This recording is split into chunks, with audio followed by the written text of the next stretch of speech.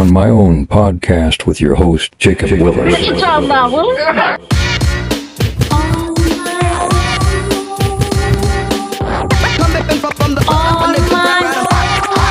Donnie, it takes you 5. Hey, you guys, welcome to another episode of the On My Own podcast, where I may be on my own, but I'm never alone, darling. Today I have a phenomenal, immaculate, spectacular, top tier, above average, never basic. She's a queen. She's an actress. She's that girl. Dominque Perry's in the mother building. What's good? Hey, friend. Hey, friend. How are you? Good. We finally get together. We finally get together, and I'm over the moon. Yes. People don't even know how we met. So was it during the pandemic? It is literally so funny because it's hardly, I don't even remember, Jacob. I Oh don't my even God. hardly remember. I remember where it was, though. I think it was at 2 Chainz party, and you were Okay. coming down the stairs dancing. I was going up the stairs dancing. Oh my God, 2 Chainz, that was years ago. Years ago, cross-pathing, Oh my God. drugging and driving. And Yes. that's when she's like, my Jacob. I said, my Dominique. Love it. I'll be having like hard memory. I'm like, wait, how did we meet? I just know it's been a long time. You know you know what's crazy? You know when you see somebody that you've like seen for years, right? Yeah. But you haven't seen them in a minute. You're like, wait, how do we meet again? I know this person. It was never I like that literally with you. just yeah. It's like we know who each other are, We especially because already social knew. media. Absolutely. But it's like, wait, where do we meet though? Yeah. And I remember like when I was pregnant, I think you prayed over my belly or something. It did. it was somewhere we was. I and did. you just took I had to. I love The you. Holy Spirit led me. Yes. I wasn't in sin that day. Okay. Yes, okay. Because any other day. Right, that How we part. do? So I want to ask, so you know every episode I start out with a mental health moment. I just want to Okay. know from a scale of 1 to 10, how do you feel mentally? 10 meaning you feel immaculate, 1 meaning I'm not feeling too good. Where's the box of tissue? You know, I'm probably right now at like 8 right now. Okay. Pretty okay. A lot of my mental health issues come from a lot of career, things like that, not feeling like stable enough. So things being a little rocky. Right. Yeah. Speaking of Rocky and insecure, I mean, I know what I'm just insecure because you've done multiple shows, hon. Come on now. I know that you have done rap shit, right? Yes. So when you got the call saying the rap shit is no longer, right? Because we were all shocked, and I Yeah. wanted to know because I was like, how's my girl Dom holding up? Yeah. You know that was a paid job and that was something that you were looking forward to. Although we know that when the season ends, we're not guaranteed another season. We're just praying and hoping that God's going to bless it. That we get it, When you yeah. got the call, you heard that it was canceled. How were you able to be like, you know what? Even though this is canceled, I got to keep going because there's other actresses that were affected, not only from the strike, but just affected in general when their shows got canceled. How were you able to continue to go and say, you know what? I got to keep moving. Well, I think for me, I had already was blessed enough to book Dierra from Detroit. So during that time, I was still busy. So I didn't have to, I was fortunate enough to where I didn't kind of settle in that moment of sadness. Oh man, it's over. And also I wasn't a lead on rap shit. So my emotions really came from, man, you know, my girl Jonica, my girl Chameleon, Ida, you know, those are the leads. So I was like, man, but I noticed that when it comes to Issa, as long as we're part of Issa's family, we always get recycled. So I was on Insecure and she got me on rap shit, you know? So I'm like, it's gonna be the same for them. Yeah, you know, yeah. she's always gonna use us in some type of form of fashion. But so my heart went out to them because that was really like, that was their show, you know? Yeah. But I still was sad about that because I'm like, man, it was so good. I still don't understand what happened. Me neither. I And know. it's like it's an Issa production, so you think, oh, we Insecure 5 seasons in. It was black women coming together doing some rap shit and they didn't like it. Right. That's what it was. Cause I never forget, you know, just driving down, not driving, but in the Uber. Yeah. On the way going down Sunset Boulevard, and I saw the big old billboard for rap shit. And I was No. like, oh, wow, I know somebody on that show. But to me, I thought like, wow, this is we're breaking barriers because you guys did, you broke records. Yeah. What show do you know that has done that? You know what I mean? Exactly. And brought women together and be able to be like a little, not really ghetto, but kind of, you know, on And the then edge. like being from the South, and then it was a show about the South, Right. you know, in Miami. And you know, felt so it like was you were showing right the at home. culture. Yeah, so it felt good. It was fun. So I was like, man, I would love to do this 3rd season. You know, they bring my character back, they bring Nelly back. That'd be great. But then when it didn't happen, I was like, oh man, like I said, I really just felt bad for like my girl Jonica and Chameleon and stuff. But they seem to be thriving. Right. And you're thriving too because Thank there is you. a reason and there's a season. There was a Yes. reason why that didn't happen, but that was the season that you went, you grown, and you had your experience. Yes. Now let's talk about Dierra from Detroit because that so happened. exciting. I want to know all about Dierra. So and you know, somebody had asked me. They said, "Is she the same as her characters?" I feel like everybody that has a character, it's deep inside. Yeah. them. You got to kind of dig deep and pull them out every once in a while and put them back in the bag. Yeah. How was that for you transitioning from your role on Insecure, also on Rap Shit, and then going into Dierra from Detroit? Well, I like the thing about playing Aja, because I play Aja on Dierra from Detroit, and it was like, I like the fact that finally I get a chance to be like this boss woman. So I got a chance to really step into that, like transitioning from Insecure and stuff like that. I've always kind of had the laugh bug to make people laugh. I don't even try to. So that part was a little bit easy for me. Yeah. But I like this role of Aja because now, like I said, she is a boss. She is a salon owner. And while she's funny, she's all about her business. So I'm kind of getting in that grown woman role. And since I am a grown woman and I'm a mother now, so it's just kind of easy for me. It was like an easy transition because Insecure, I was like so young. And now I feel like a grown woman. So I'm like, okay, cool. You a grown woman now. Yes. And it's so funny because when you've been following somebody for a moment on Instagram and you see the growth. You see the growth. It's like, man, we family. We family. We don't even see each other, but then we be family. Right. And it's like, wow, I'm just so proud of you from where I met you at, where you started to where you are now. Absolutely. Divine timing. Absolutely. And it's crazy because back in the day, I used to have to finesse to get into certain rooms. When you weren't on a list, you had to show up and act like you was on a list. You everybody, a lot of plus ones. And then now we getting invited to these. Now you're getting invited. Hello. It's just all about like a stepping stool, a climbing stool. But it's still hard for me to kind of process that with being in acting because sometimes the stool can take a little long or it seem like the line just keep moving for you to cross it, to that next level of success, but it's still cool. And that's why I love the saying, don't go knocking on somebody's door, bust that door down and let them know I'm coming in. Absolutely. And that's what you did when you wrote the feature film titled Underdogs with Brittany. Oh, I'm so glad you mentioned that now. Yes, I want to know all about that because acting, okay, cool, it's all good, right? You get a script, okay, I got to learn the script. But writing I know. a featured film on your own, it's your own vision, it's your thought process. Yes. What made you want to do that? Because I was tired of waiting on somebody to give me a role. Okay. And then also, I've always wanted to work with Brittany Hall. She's a close friend of mine. And she was on Rap Shit as well. She's very talented. She's very talented and very beautiful. Mm-hmm. And we both kind of have like a yin-yang type of, we're like Craig and Day-Day. So it just kind of works. And because of that, I was like, friend, I've always wanted to work with you. And she was up for Rap Shit as well, I believe. No. She was up for a role in P-Valley. She didn't get it. I was up for one of the leads on Rap Shit, didn't get it.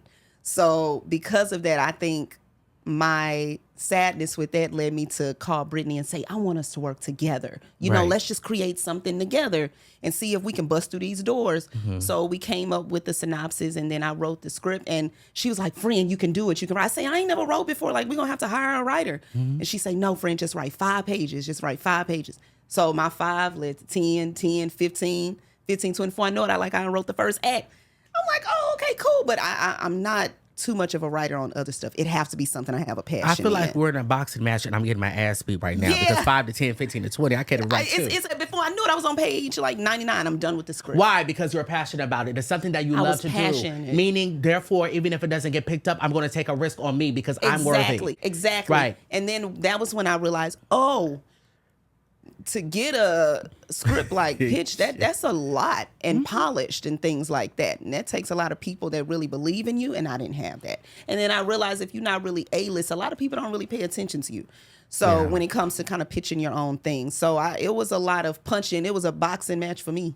Yeah. Like trying to maneuver through that and learn about that. Does it make you a little bit like disappointed when you know that you kind of established your own name because you did? You mentioned that when you were a little girl, you recorded the first BET Awards, hoping and hopes. I did. Oh my God. And hopes that you would be there, and now you're walking the red carpet tomorrow. Yes. Let's talk about it, darling. Yes. All of that because you had a vision and dream. Little Dominque Perry, she didn't know what was going to happen. Wow. But you got older, and tomorrow you are walking the red carpet. It's not your first time, and it won't be your last, certainly. Yes, indeed. But how does that feel? It feels so good. And that's crazy. Yeah, when I was 12 and I was in the 7th grade, and that was when the first annual BET Awards came out. Shout out to Bow Wow, because I had such a crush on you.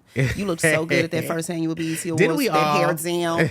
He was like 12, 13. But yeah, so, and I had my older sister's prom dresses because she was off in the Navy. And so my mom used to drop me off and she used to go back to work. She used to drop me off from school. And I would literally put on one of my sister's prom dresses and I recorded the BET Awards on VHS. And I would sit in my computer chair in my room with my sister's big prom dress on, and I would play it like every single day and sit like I'm in the audience. I swear to God. And I've always said that one day when I win a BET Award for like a Best Actress or something like that, I was going to get on stage and I'm going to say that. So we're not there yet, but we getting close because now I'm on Yeah. a carpet. Because Right. now I'm on a show for BET. So it's just going to get there. Oh, no, we on a train. We're just waiting for the right stop. We got the ticket. Yes. Earned and Yes. stamped. Absolutely. Right. And I would honestly write that in my journal in high school. I said, because we had a journal, and I said, I also want to go to the BET Awards one day. Because at that time, BET was like really big. That was like the biggest award show, you know. And I was like, man, look at how things are just manifesting, not to the level that you wanted yet, but it's like, okay, I see what's going on. I just Right. can't trust it. But that was fun. Yeah, that's was just so fun. amazing. It That's was amazing. That's like the capital of taking a risk. Taking a risk. Right. As you know, I had a podcast with a co-host. You did. Right. But, you know, we split apart, but sometimes you got to just do things on your own. Why? Because not everybody has the same passion. Yeah. I could have been disappointed and doubted and said, you know what, Jacob, you can't do this without that person. Yeah, But when but you you know who take the a fuck you risk. are, you got to take a Exactly. risk and just go for it and do it. Yes. Right. And you took a risk, and then you still successful at it. Yeah, because and when you God have is the in it, connections baby. and friends that's like, listen, I got you. Like yourself. Thank you for Yes, pulling that's that. why I was just gonna say. I mean, like me. Right. I'm like, you want me here? I'm here. You are here. Let's talk about it. Let's talk about it. Okay, so there's so many actresses and actors that are watching this interview, and they're like, okay, so we love Dominque. You didn't have to sell your soul to do this. Take us along your journey, the ups, the downs, the cross paths, and then how you got your first gig. Your big gig that made you a name. Oh, so I've always acted, and I went to this place called the Ensemble Theater downtown in Houston, where I'm from. So I've always started in theater. Okay. Left there at 17, and then I went to Prairie View, HBCU, and then I majored in theater there. Left there, well, then I transferred to TSU, left TSU my last year because I still had that acting bug, and Houston just wasn't doing it for me. I love my city, but it's just not really the capital for big motion pictures yet. So I was like, let me try Atlanta. I tried Atlanta, stayed there for like 4 years, worked at Hooters, and it was cool. And from there, I had an agent, went to some acting classes, and I had an agent, Dale Corral in New Orleans. And they sent me an audition for a movie called Get Hard with Will Ferrell and Kevin Hart. And so, but it was just like a glorified extra. Like my audition tape was literally me twerking. So I had these little ass shorts on, my white videotape audition guy, like literally just looking at ass, and I'm dancing to B.O.B. You know what? I'm sorry. I'm having yeah. a moment because I'm starting to have a moment of when I first met you. That's why we connected so well, because we both was twerking. Yeah, exactly. Yes. Exactly. Literally twerking. So I'm like twerking, I bust a split and stuff, and I'm like, oh my God, this is like Not the so flexibility. embarrassing. It was flexibility. You know, I was Okay. like 24. But it was fun. So I ended up booking that. That was really cool. They kept adding the role. I did just kind of start as an extra. Like I said, my audition didn't have any lines. Started as an extra, and then they kept adding stuff for me in the movie. So my mom was like, one day, what if you get the chance to like kiss Will Ferrell in it? I was like, no, that's not going to happen. And literally the next day they had me kiss Will Ferrell. It was like literally just, I was like, okay, cool. They just keep adding stuff for me. And then from there I said, you know what? I'm going to take this movie and I'm going to be a star in my mind, in my stupid, idiotic mind. And so went to the premiere that I was not invited to. But I flew out here. I was so naive. And I went, and then I came back to Hooters, and I was like, you know what? There goes reality. So I was back to serving chicken. And then I said, I got a manager here. I came here for a week and with my mom, and I said, you know what? I asked my agent in Atlanta to hook me up with some managers here because I'm really trying to book something here. And so I came here for a week, found a manager, and then I said I was going to come to LA for pilot season. I know a lot of actors know what pilot season is. By January to March when you really auditioning for pilots. So I said, I'm going to come here for pilot season, but I'm scared of LA. So I'm only going to come here, and then I'm going to go take my ass right back to Atlanta or to Houston. And I came here. I worked at Roscoe's Chicken and Waffles. This was 2016. On Pico? Yeah, on Pico. Oh, my God. You know the location. You know I do, girl. They closed down now, but I still go to the one on Gower. Yeah. Oh, I love Gower. Ain't it Hollywood? You It's never so know who you're going to Hollywood. see. Never know. But I went there, long story short. I went there. I worked at Roscoe's. I was still auditioning. Ended up getting an audition for Insecure with my new manager here. And I thought I didn't get the role. But a few weeks later, I got a chemistry read with Jay Ellis. And then I ended up booking the role of Tasha for Insecure. You ended up doing what? You say what? You ended up doing what? I ended up booking a role. Okay. For Tasha on Insecure. Okay. Amen. And so, it ended up just, I said, I'm going to just stay here. And I will never forget, just funny story. I was working at Roscoe's. This is the day I quit. I was working at Roscoe's, and it was a big sprinter van that pulled up. And I was like, damn, wouldn't it be funny if that was like the people from HBO? Jacob, it was the people from HBO. Stop playing with me. It was some of the cast and crew from Insecure. They were scouting locations. Because the first season, they came to Roscoe's in one of the episodes. I left. I did not want them to see me in that collar shirt and in that white collar shirt with them black slacks. I left, and I never looked back.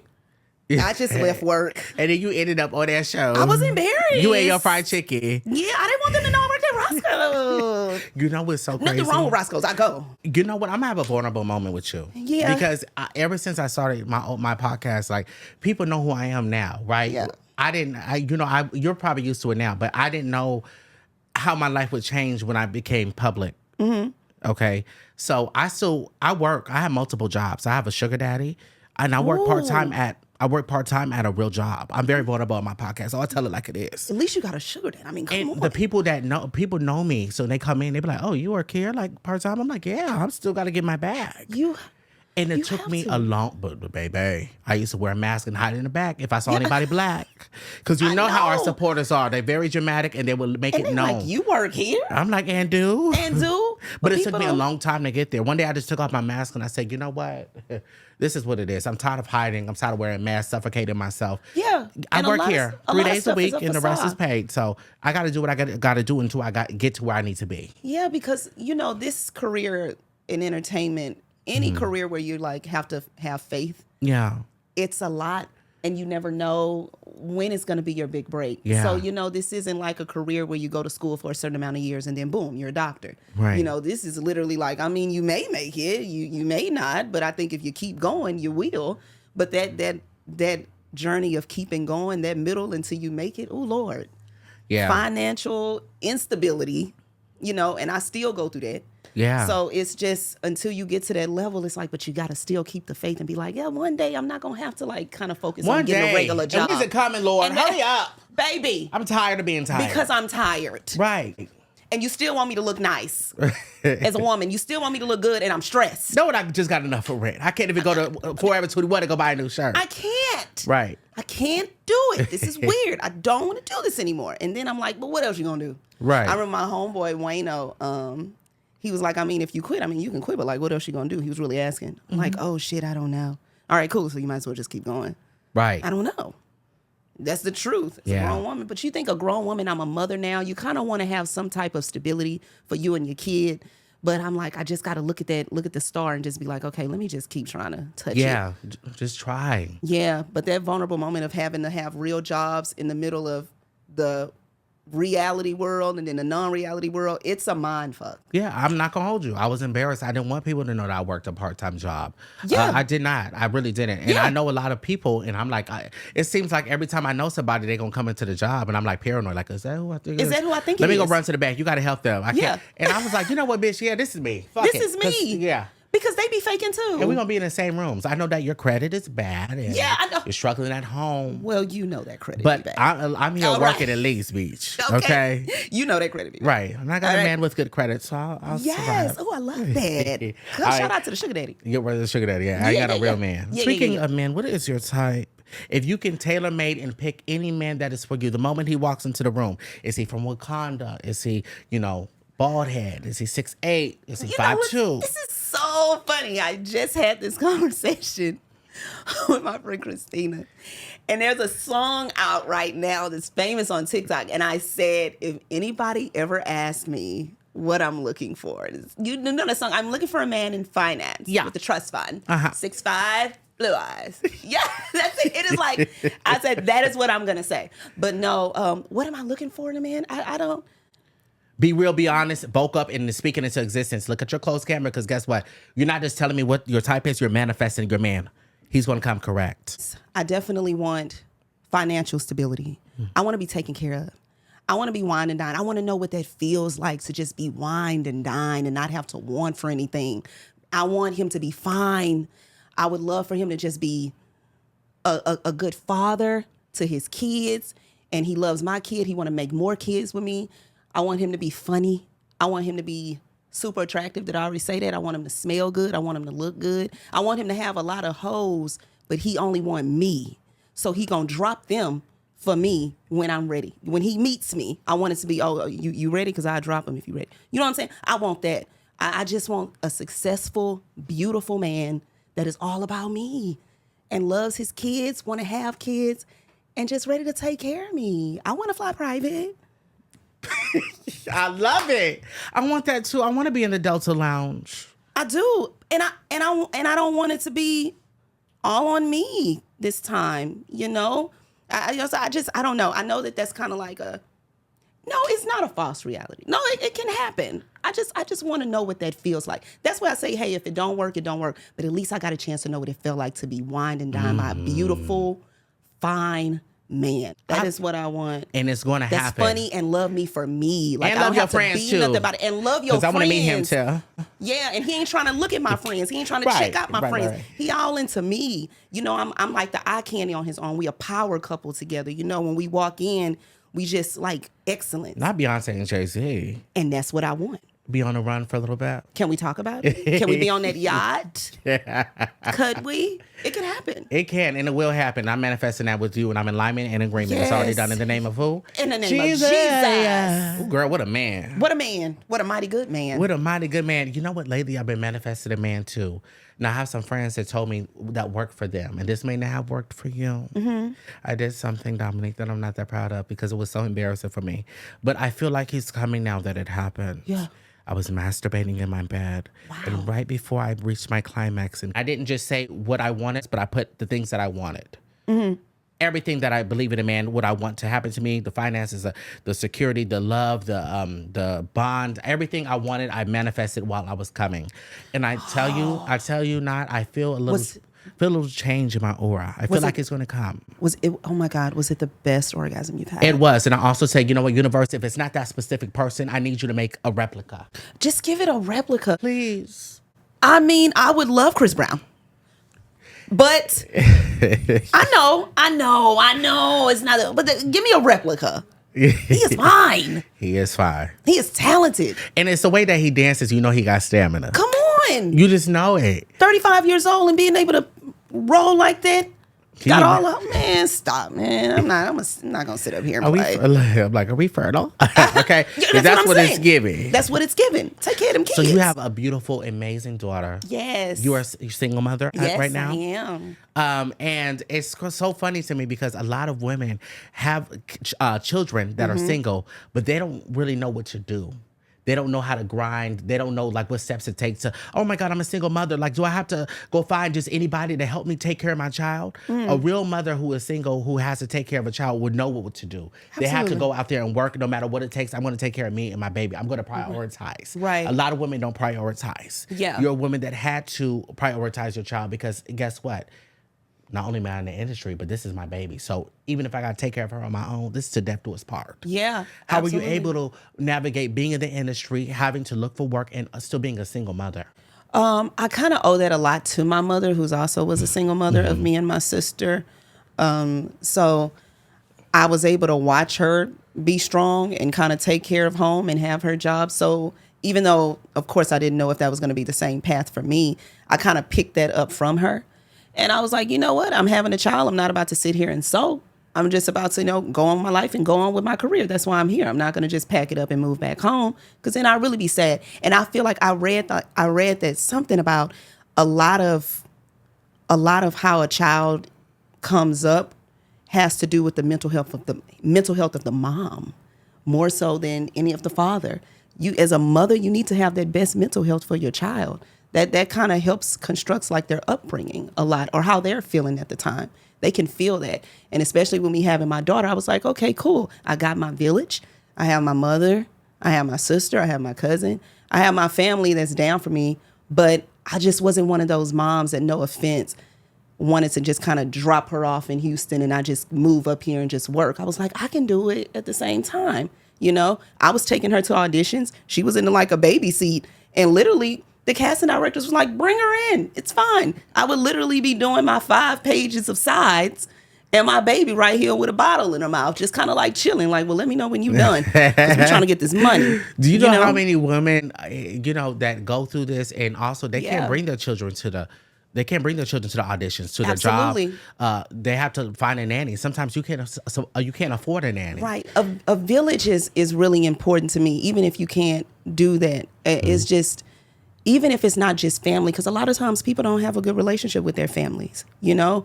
But even if you have friends, if you have some type of community that will come, because I feel like a lot of us that are parents, for some reason, God, when you become pregnant, God just kind of constructs this community for you out of nowhere, and they always down for you. Of course, like, you have to trust those people, Right. But I think if it's not your family, having a big village is a must when it Yeah. comes to a child, especially in this industry, because a lot of times we can't take our child everywhere. So I think for me as a single mom, I was like, okay, how can I maneuver? And I can only imagine. I used to leave. I know my mom used to hate this, but sometimes I would literally be sitting. This was before COVID, so we would actually have in-person auditions. I literally would. It would be people that's auditioning for the same role as me. Like, I'll watch her for you while you go in, girl, and it's fine. And so she'll be like right there, and I'll be like, okay, pray over real quick. We good. Let me go in here. That's even a part of my village. I ain't even know these women, but it's just the fact of they literally watching my child while I go in and audition for a role she's auditioning for too. It's just women. It's just sisterhood. And that's just how I've been able to thrive, being a single mother. Wow. And God. Speaking of being a single mother, sisterhood, there's women around the world who experience abuse. It doesn't just have to be physical. It could be mental. It could be verbal, right? That's something that you had to go through publicly, allegations, quote unquote. And you had to still say, you know what? Yeah, I'm going through this right now. And yeah, the public knows about it, but I got to still grind. Absolutely. And it may not be as easy as you make it seem, because a lot of people in the industry make this look like it's so easy, but it's not. I mean, think about Kiki Palmer. She had to go through the same thing, same Absolutely. allegations. And it was like, okay, do I have to silence my career because everybody knows what's going on in my personal home? I got to continue to go. Yeah. How were you able to go through what you did publicly and say, you know what? I'm still Domique Perry. I still got to show up to work. I got So my you're moving, auditions and just still be me. And then how were you able to like lean on somebody and say, hey, I'm going through this. You see what I'm going through public? Yeah. And get that advice from somebody to comfort you, to help you. I think, like I said, my close friends and my mother really was with me every single step of the way during that process. I also had Kiki during that process, but I think I kind of got in a cocoon, got to myself. That's usually what I do when I'm kind of facing anything, because I really don't like to put that energy out to anybody else, because somebody else could be having a bad day. But I just kind of got myself together and realized, like, what else am I going to do? Like, I got to keep it going, you know? So, and then I realized about media and about news. It's going to be some new news next week. So in my mind, I'm like, man, I ain't finna broadcast this or have a statement or say anything like that. I'm gonna do what I have to do, let it bypass, and move on. Before I knew it, the Diddy stuff came out. Don't nobody care about me no more. That was last week. We talking about something else this week, you know? So I was just like, whew, okay, now I can focus on me. Everybody else is out my business, you know, and I can just move on in my own cocoon with my family, with my friends. We leaning on each other, and day by day, it got easier and easier. Right. You know, and I was able to move forward.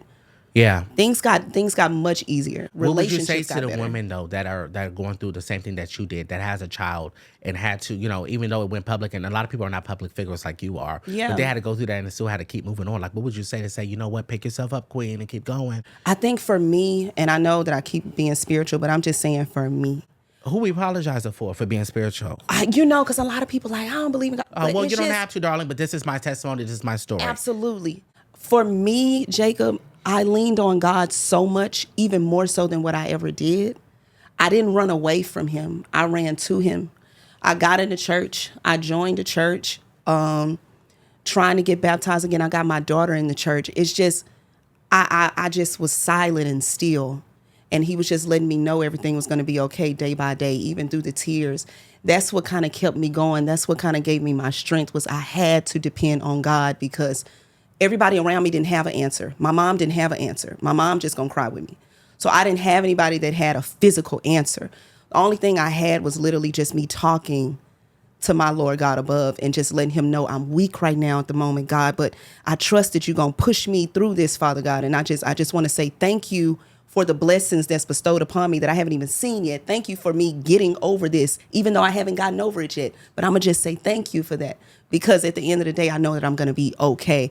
And every single day, I got better and I got better and I got better.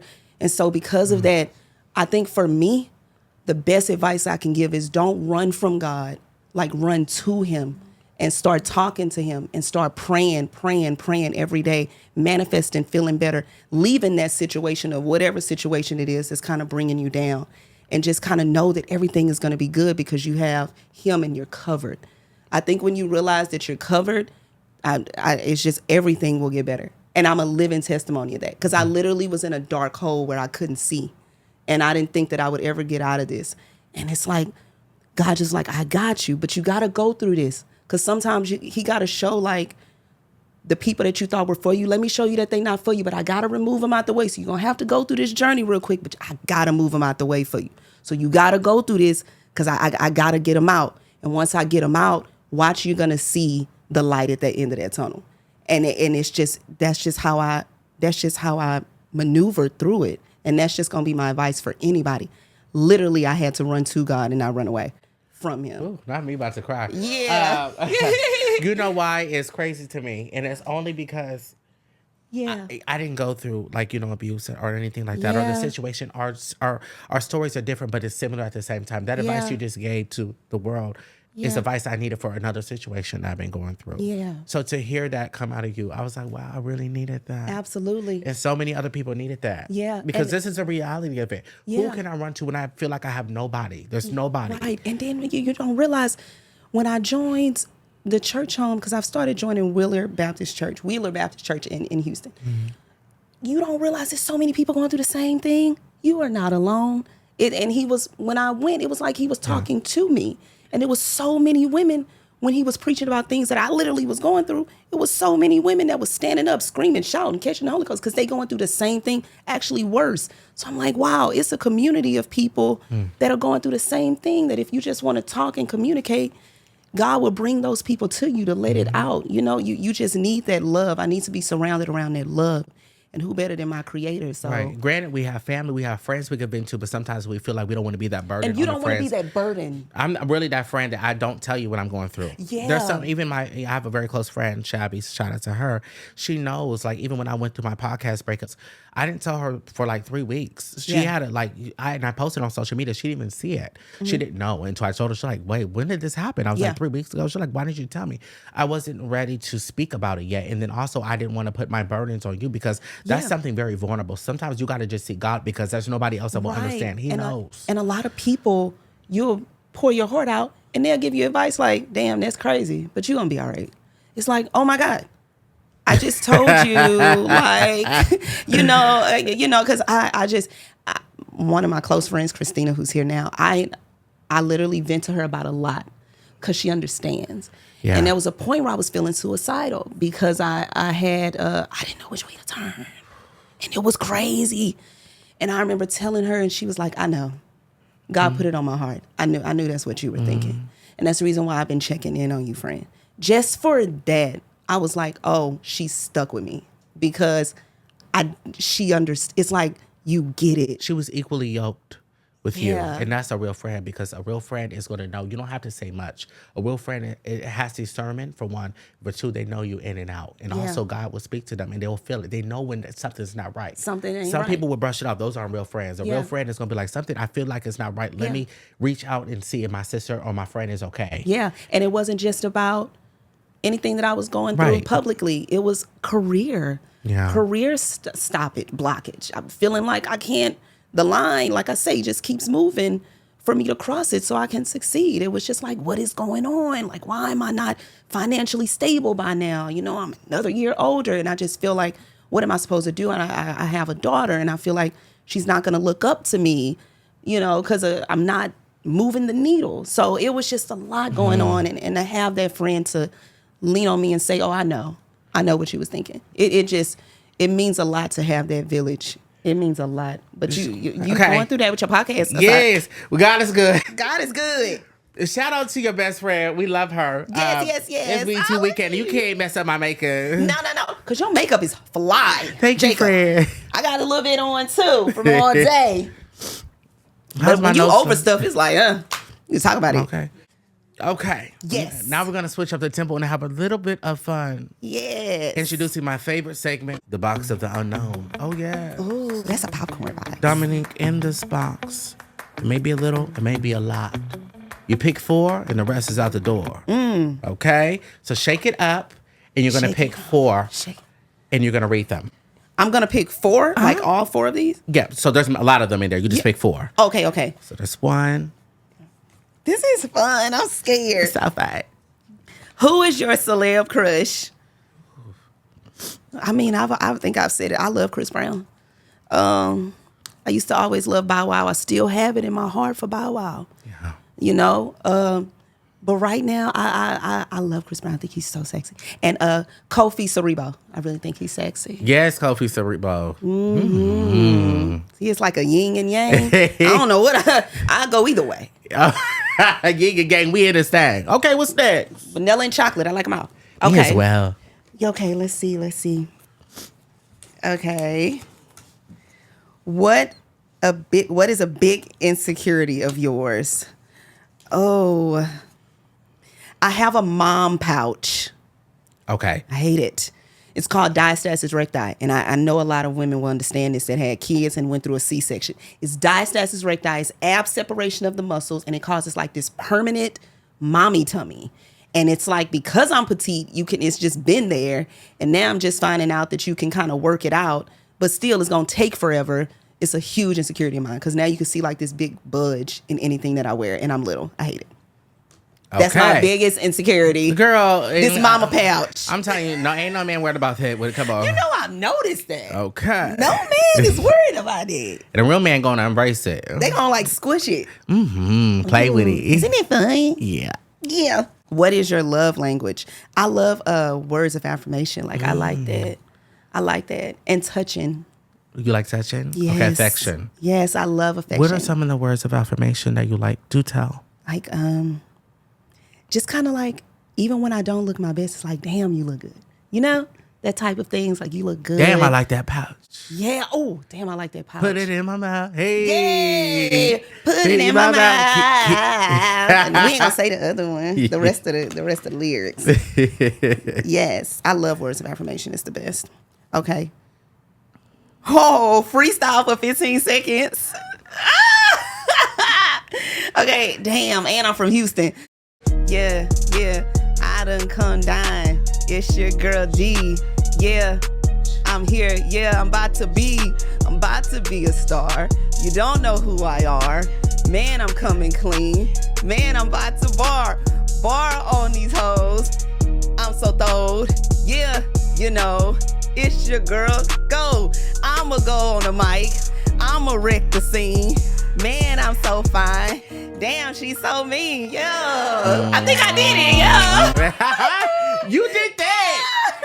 Man, You are so Houston. I'm So Texas, Houston. man. Man, I'ma come down. You know, it's a Yeah. it's the You try to go to Whataburger? Yeah, ooh, H-E-B? Whataburger. Come on. Toka Kabid? Come on. Come on. You know my H-E-B family is- from Texas. HEB is like right there by the house. I love H-E-B. Come on now. It's a whole like grocery store amusement park. That game was so much fun. Yes. This was fun. Thank you, Fred. But you know it ain't over yet because we do have one more segment and it's Instagram questions. Okay. A couple of people had questions for you and I'm going to read them to you and you can answer. Oh, wow. Really? Wow. People got questions for me? You're that girl. Yeah. Okay, somebody said, can you tell us about a role that has been particularly meaningful to you and why? Hey, are you guys enjoying this episode? If so, make sure you guys follow and subscribe now. With that being said, enjoy the remainder of the episode. I will say, I'm not trying to be like, of course, but I will say like Tasha with Insecure, just because when I read the role, I had been through that and I understand that, kind of feeling like the rebound, liking a guy kind of fresh out of a relationship. So she was just so relatable to a lot of women. And that's the reason why I was able to play her so good. And people still know her, like Tasha from the Bank. That's been 2016. That was like years ago. And the fact that people still recognize me as that, it's hilarious to me. I'm like, I don't care whatever I do. That will forever be my most monumental role for me. Shout out Right. to Issa. Like, Yes, shout out to Issa. We love her. Issa and the camp, they wrote a hell of a show. I know that's right. And the then characters, like, people still remember them. It's crazy. It was such an iconic show. How could you not? Yeah, it's almost like you can't even, like, try. You can try to redo a show like that, but it's hard. I'll never forget the drive-through scene. Yes. You used to over there popping that gun while you on the clock. Okay. Somebody said, Dominique, I love you, for one. I am a newly single mother with a newborn. Have you ever dealt with postpartum, and how were you able to continue to keep your right mind while still living your day-to-day life? I feel like I did go through postpartum because I was very moody. I was very emotional, and I felt really down about myself because that was during a time when I was pregnant. My pregnancy was like in the public. So a lot of scrutiny that I was getting was from a lot of social media people. So that kind of also aided into my low confidence and stuff like that with postpartum. But I guess I didn't deal with it, which is crazy. I didn't acknowledge it. I was a new mom. I didn't really know what postpartum was or anything, or if I was going through it. But I do believe that I was. I just kind of went by my day-to-day life as far as just being a mom. I kind of like put all of my thoughts and everything into my child. And then just kind of, I blocked out any type of amount of sadness that I had. It was weird. I know it's not really too much of good advice for a lot of women going through postpartum. But like I said, that just aids back to like having my village to help me, giving me breaks when I needed it. Right. And also just putting my mind was so focused on this industry that I wasn't even thinking about the postpartum. So I put all of my mind into my work. And then day by day, month by month, it kind of got better. I didn't really start feeling like myself again until my daughter's 6, until she was about like 4. Actually, 5. My daughter's 6. I'm just now feeling like, okay, I'm myself again. I remember it's even weird. when I met you, you weren't even pregnant yet. Yes. And now your daughter is 6 years old. 6 years old. Beautiful. It takes years for you to finally get to yourself of like, ooh, I'm feeling like me, but better than I was before. Come on now, and look at even better. Look even better. I'll be looking at pictures of me like, don't be, don't tag me. That was 2015. Looks more than ever. Yes. God knew there was reason and seasons for certain things, certain shows. It's that light. It's that light at that tunnel. Okay, now I'm gonna ask one more question. Okay, you ready? Okay. Oh Lord. What is your fetish? What is my fetish? I kind of like, see, I'm a pillow princess, so I don't really have too much of a fetish. I kind of like it all. I don't like too much of the tongue kissing. What do you like when a man would do it? You're like, oh, you nasty. I don't really like that, but I'll do it for you. Yeah, I kind of like, I kind of just like from the side. Okay, I'm not position. gonna hold you. Yeah. That's my favorite position. Is it? I think it's just, And I don't even know what it's called. it's from the side morning. Yes. Maybe it's that. Yeah, I like when they're behind me and I'm on the side and they can And then they're play in my ear. in my ear, and they can play with my nipples with the right hand. On the Yeah. side. Oh I my love God. it. Oh, so that's it. It's the nipples for me. Is that your fetish too? Let me tell you. I have big areolas, and that's my number one fetish. Yeah, so I don't know what it is about the nipple play, but it turns me into another person. Yeah, it's here to stay. I love the nipple play. It's something about it. I don't know. It turns me into a whole different type of Especially when they beast. got a fresh cut. You just got Yes. your haircut too? Who are you? Who are you? Don't be doing that. Don't do that. It's the nipple play for me. Right. I love it. I'm like, it's like it literally gets me. It makes my temperature rise. Hey. Yeah. I like that. The Before nipple we get play. into that amazing part of the show when we say, Dominique, what's new for you? I mean, what's going on for you? What's new next for you? Yeah. I have a gift for you. Because Jacob. there is a sponsor who loves you. And Really? she's amazing. Her name is T-Shawn Smith from Eshante Skin. Oh, yeah. Ooh, She has skin. cream, honey. Cream Yes. perfume is amazing. She even wrote you a little letter. She has all of her social medias handles here. These creams smell good. Now, you can smell some of them, I promise you, for you and your homegirls when y'all about to go to the club, to the bar, when you get out the Yes. shower, you have a man coming over. Put this on your skin, and it's here to win. It's so nicely packaged. It is Thank Black you. owned. Yes, I'm Eshante. gonna put all of her information down in the description box so you guys can go get some of that. But it's not my favorite. I'm actually wearing the cologne that she has for men right now, and some of the body butter. Oh, this is crazy. This is awesome. Thank you. Yeah, those are like perfumes, and then there's body cream in there as well for you. Oh, I'm definitely going to use it. Yes. Okay. Most So what's definitely. next for Domique Perry? I am doing the movie The Jungles. It's with Kiki Palmer and SZA. Yes. So I have a little role in that. And after that, it's kind of just seeing where the Lord take me. Hold on, you with got this. some other stuff, but before we finish that, because your publicist is like, no, ma'am, you're not done yet. Yeah, shout out to our girl, our friend Kiki Palmer. I Oh. love that the fact that you're working with Kiki, because let me tell you something. This is great. Since the beginning of my career, even when I'm just continuing to climb, even where I'm not where I want to be yet. Kiki has been one of my biggest supporters. Like she's Really? Yeah, she's the person that really be like, Jacob, keep going. I'm so proud of you. I remember I just did a show and she was like, she DM'd me and she was like, I'm so proud of you. Oh, she is. And just for that, you know, her being who she is, Yeah. it's still like she doesn't not forget about people, and I love that. Yeah, and she you're the stays. same, She stays humble, and she's very relatable. Yeah, she so is. it's almost like And we're she's a both girl Virgos, girl. you know that. So there it is. Yes. Oh, I also have a animation. It's called. Oh my animation? God! Yes. It is going to be on Adult Swim. Yes, it's really, really good. It's going to be on a what? Adult Swim. Not me growing up knowing about Adult Swim. You're on Adult Swim? Yes, it's called OMG. Yes, oh my God, yes. Cree Summer actually is over it. Well, she had some part in it, and she actually was helping me with my voiceovers. Amazing. Cree Summer is the queen of voiceovers. Yes. So I'm just now getting into my voiceover bag. That is very hard. It is. Let me tell That you is something. not easy. Animation in general. Yeah, I don't know. Yeah, Yeah. that's a lot. I would love to do it, but that's a lot. But yes, other than that, that is just kind of me just waiting it out, seeing what else God got in store for me. Congratulations. Thank you. You know we're going to put all the social medias. If you don't know now, you know, child. We're going to put all the information down in the description box so you guys can follow Domique Perry and everything. Yay. You're beautiful. You're amazing. You're a great mother. You're a great friend. You show up for Jacob. people. You're a great daughter. You're just amazing. And you're all around talented. You're consistent with your energy. There's not a time I didn't bump into you and you were changed or you act to Hollywood because you booked. You've always Can't. been yourself. And I'm so grateful, thankful, and humbled that you're sitting on this couch across from me right now. And I'm manifesting for you whatever you believe in God for. I'm in agreement. Oh, yes. Yes, It's and gonna I'm be, in agreement and with it's you done. too, Jacob. And I'm so proud of you. You're doing this on your own. Yeah. And you're doing an amazing job. And you Thank have you, friends friend. that will show up for you and show out for you.